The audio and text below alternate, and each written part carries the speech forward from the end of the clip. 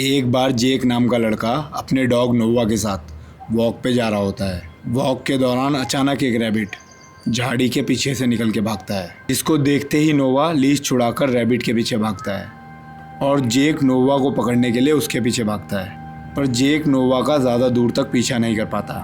उस दिन नोवा खो जाता है। जेक उस दिन और उसके अगले कुछ दिनों तक नोवा को ढूंढता रहता है। जेक अपने दोस्तों, नेबर्स सबसे हेल्प मांगता है और नोवा को ढूंढने के लिए पोस्टर्स भी लगाता है, पर नोवा का कुछ पता नहीं चलता। ऐसे करके एक हफ्ता बीत जाता है और अब तक नोवा का कुछ पता नहीं चलता। इस बात को लेके जेक बहुत उदास हो जाता है और बार बार सोचने लगता है, कितनी बुरी किस्मत है मेरी। अगर वो रैबिट अचानक से वहाँ पे नहीं आता और अगर मैंने नोवा की लीश को और मजबूती से पकड़ा होता तो शायद नोवा नहीं खोता।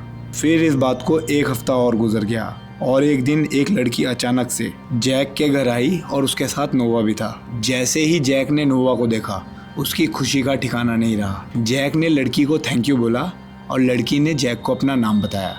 लड़की का नाम रोज था। रोज एक बहुत ही खूबसूरत लड़की थी जो जेक की एज की ही थी। दोनों ने एक दूसरे से खूब बातें की और बातें करके उन दोनों को ऐसा लगा जैसे वो एक दूसरे को पहले से ही जानते हैं। इस बात के बाद जेक और रोज कई बार मिले और धीरे धीरे करके उनका रिश्ता रोमांटिक होने लगा। जेक को रोज एकदम परफेक्ट लगी। रोज काइंड थी, स्मार्ट थी, ब्यूटीफुल थी और फनी भी थी। रोज वो सब कुछ थी जो जेक को चाहिए था। और जैसे जैसे टाइम बीता, जेक और रोज आपस में प्यार करने लगे। अब अक्सर जब जेक अकेला होता तो ये सोचता कि कितनी किस्मत की बात थी कि रोज उस वक्त वहाँ थी जहाँ नोवा मिला। अगर रोज ना होती तो ना ही नोवा मिलता और ना ही ये रिलेशनशिप शुरू होता। ऐसे कहानी चलती रहती है। फिर एक दिन जेक रोज़ को लेने उसके घर जा रहा होता है और एक चौराहे पर उसका एक्सीडेंट हो जाता है और कुछ घंटे बाद जेक की आंख एक हॉस्पिटल में खुलती है।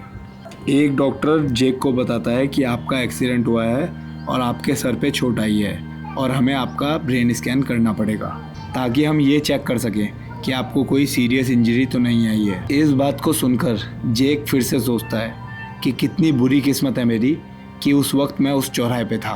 अगर थोड़ा टाइम इधर उधर होता तो ये सब ना होता। फिर अगली सुबह डॉक्टर जेक के रूम में आता है और जेक से उसका हालचाल पूछता है और जेक को बताता है कि मैंने तुम्हारे ब्रेन स्कैन का रिव्यू किया है और तुम्हारे लिए एक बैड न्यूज़ है और एक गुड न्यूज़ है। डॉक्टर बोलता है वैसे दोनों एक ही न्यूज़ है, पर एक एंगल से अच्छी है और एक एंगल से बुरी। डॉक्टर बोलता है स्कैन में हमें तुम्हारे दिमाग में एक ग्लूमिया मिला है। ये एक तरीके का ट्यूमर होता है, लेकिन गुड न्यूज़ ये है कि ये ट्यूमर हमें तुम्हारे एक्सीडेंट की वजह से ही मिला है। तुम्हारे एक्सीडेंट की वजह से हमें तुम्हारा ब्रेन स्कैन करना पड़ा और हमें ट्यूमर मिल गया। और तुम्हारा ट्यूमर इनिशियल स्टेज में है और ब्रेन के दूसरे हिस्सों में नहीं फैला है। इस स्टेज में हम इसे आसानी से निकाल सकते हैं बिना किसी प्रॉब्लम के।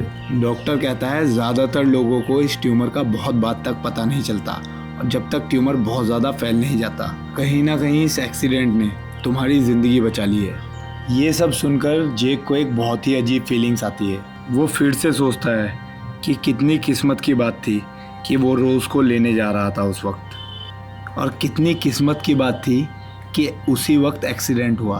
और कितना अजीब है ये सोचना कि इतनी बुरी चीज़ इतनी अच्छी हो सकती है। अब इस मोमेंट में जेक को समझ में आता है कि वो इस दुनिया की किसी भी चीज़ को, कोई चीज़ क्यों होती है, किस लिए होती है, कभी नहीं समझ सकता। उसे समझ में आता है कि हर चीज़ के कई पहलू होते हैं, चाहे वो अच्छे हों चाहे बुरे।